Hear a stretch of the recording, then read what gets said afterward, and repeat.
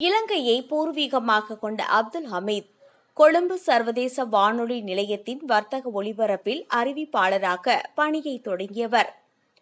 கணீர் குரலும் தெளிவான தமிழ் உச்சரிப்பும் இவரை கொழும்புவில் இருந்து தமிழுக்கு கூட்டி வந்தது. சன் டிவி, ராஜ் டிவி, கலைஞர் டிவி என ஒரு ரவுண்ட் வந்தவர். ஏராளமான மேடை நிகழ்ச்சிகளிலும் தொகுத்து உள்ளார். தமிழ் உச்சரிப்புக்காகவே தொலைக்காட்சிகள் போட்டி போட்டுக்கொண்டு இவரை அழைத்தன.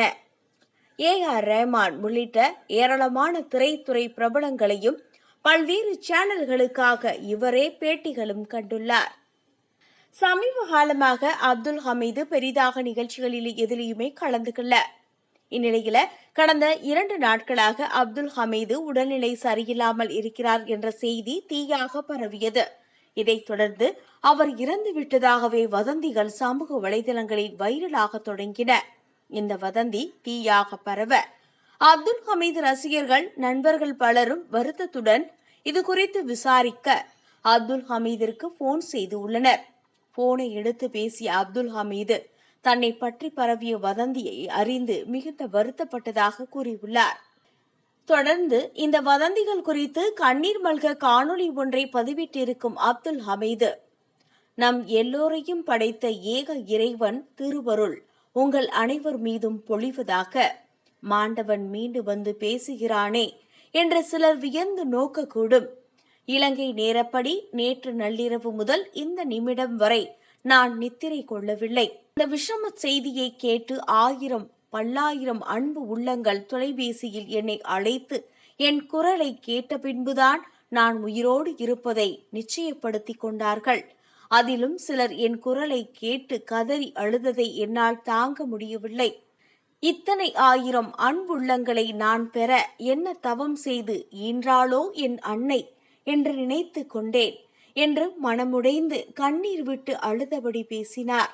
தொடர்ந்து பேசியவர், நேற்று இலங்கை பத்திரிகைகளில் நான் ஒரு கட்டுரை எழுதியிருந்தேன்.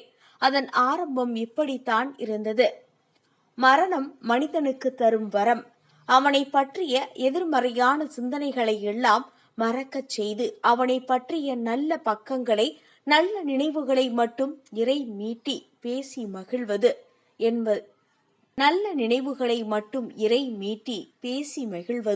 என்று எழுதியிருந்தேன். இப்போது அப்படி ஒரு அனுபவம் தான் எனக்கு கிடைத்திருக்கிறது. பல்லாயிரம் அன்பு உள்ளங்கள் என்னை நேசித்தாலும் என்னுடைய துறைசார் பொறாமை காரணமாக அல்லது மனமாச்சரியங்கள் கொண்ட விரல் விட்டு எண்ணக்கூடிய சிலர் இதுவரை காலமும் என்னை பற்றி எதிர்மறையான விமர்சனங்களை பரப்பி இருக்கலாம். ஆனால் என்னுடைய இறப்பு செய்தியை கேட்டது என்னை பற்றிய நல்ல நினைவுகளை இறைமீட்டி இருப்பார்கள். இது நான் வாழும் காலம் வரை தொடர வேண்டும் என்று எல்லோருக்கும் பொதுவாக இறைவனிடம் பிரார்த்தனை செய்து கொள்கிறேன். இப்படி செத்து பிழைப்பது எனக்கு 3வது அனுபவம். ஆம், முதல் அனுபவம் 1983ஆம் ஆண்டு என்னையும் என் மனைவியையும் உயிரோடு கொளுத்தி எரித்து விட்டார்கள் என்ற வதந்தி இங்கு இலங்கையில் மட்டுமல்ல, தமிழகத்திலும் தமிழ் பத்திரிகைகளிலும் பரவி கேரளத்து மலையாள பத்திரிகைகளிலும் வெளிவந்ததை என்னுடைய வானிலையில் வழிப்போக்கன் என்னும் நூலில் பதிவு செய்திருந்தேன். இது முதல் முறை. 2 ஆண்டுகளுக்கு முன் யூடியூப் தளத்தில் ஒருவர் அதிக வருமானம் ஈட்ட வேண்டும் என்ற பேராசையில் என்னுடைய புகைப்படத்தை போட்டு பிரபல டிவி தொகுப்பாளர் மரணம், கதறி அழுதது குடும்பம் என்ற செய்தியை பதிவு செய்திருந்தார். அது 2வது முறை. இப்போது சமூக வலைதளங்களில் நான் இறந்து விட்டதாக செய்திகள் பரவி இருக்கிறது. இது 3வது முறை. 3 முறை நான் உயிர் தெழுந்திருக்கிறேனா என்று நகைச்சுவையாக தோன்றுகிறது. நாம் இறந்த பிறகு நம் மீது உண்மையான அன்பு வைத்திருக்கவர்கள் யார் யார் என்பதை பார்க்க நாம் இருக்க மாட்டோம். ஆனால் வாழும் காலத்திலேயே அதை கணிக்க, அறிந்து கொள்ள இறைவன் எனக்கு கொடுத்த சந்தர்ப்பம்தான் இது. இந்த செய்தியை முதலில் பரப்பியவருக்கு எத்தனையோ பேர் சாபம் விட்டிருக்கலாம். அந்த சாபங்களில் இருந்து அந்த மனிதனை காக்கும்படி அதே இறைவனிடம் நான் வேண்டிக் கொள்கிறேன். ஏதோ ஒரு நன்மையை செய்திருக்கிறார் அவர். ஆகவே அன்புள்ளங்களே, எனக்காக பிரார்த்தனை செய்த அனைத்து நல் உள்ளங்களுக்கும் என் நெஞ்சார்ந்த நன்றியையும் வணக்கமும். என்று உருக்கத்துடன் பேசியிருக்கிறார் அப்துல் ஹமீத்.